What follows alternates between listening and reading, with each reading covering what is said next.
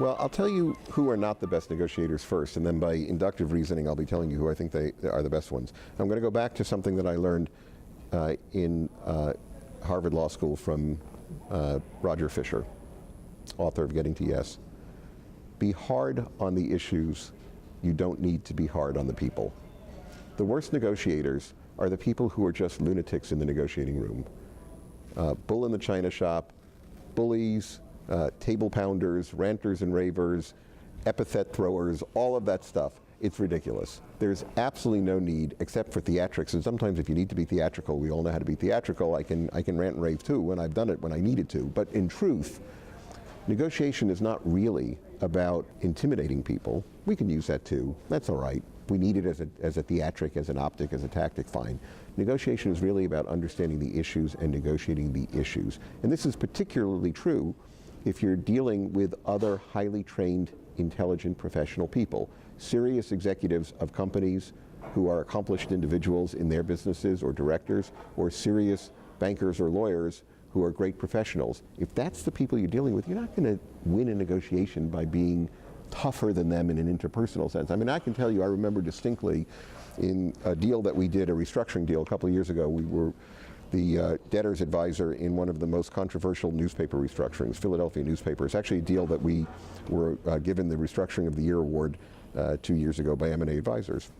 And this was a paradigm-busting transaction because we changed the law in federal court over how restructurings can be conducted. We basically preempted and precluded the creditors from credit bidding. Now, this case has been resolved, but this issue is an issue in which different federal courts of appeals have come out differently. I said earlier I'm a lawyer by training, so this has sort of followed me through my career. Different federal courts have come out differently, so this issue of credit bidding will be before the Supreme Court in this term, and it's a very important issue. I remember distinctly the lead creditors in the Philadelphia newspaper case, which were 35 or 36 creditors in number, banks, hedge funds, finance companies.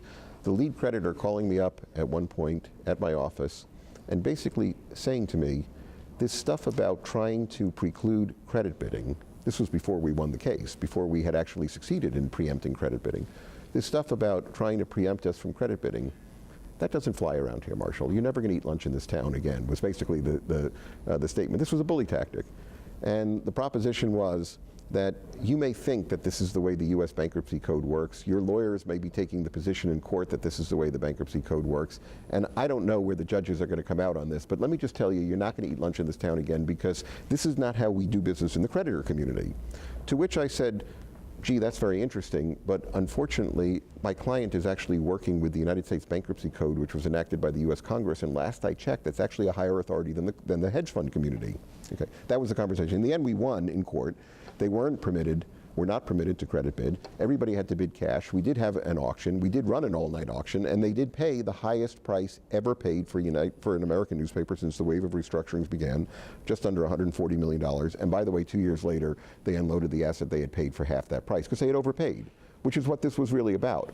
My point to you was that bully tactics really had no role here. It's not as though our client's strategy was going to change because some guy was going to get on the phone with me and basically try to strong-arm me by saying I'll be blackballed from the hedge fund world. I mean, that's not going to happen. First of all, I'm not worried about it. Secondly, I'm a professional and representing a client. Thirdly, I knew the law was far more likely on our side anyway, and even if we lost the case, it's not like anything terrible is going to happen. And fourthly, if there's one thing I know about hedge funds, it's that they'll still do business with you if there's a profit in it. It's not like they're going to remember 6 months later or 6 hours later. Anyway, my point to you is it's not about intimidation.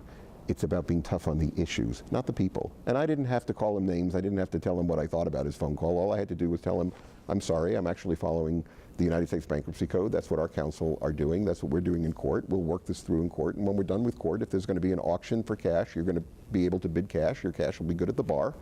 And if there's not going to be an auction for cash and you can credit bid, you'll be entitled to do that. But right now, this is what we're doing. Be tough on the issues, not on the people.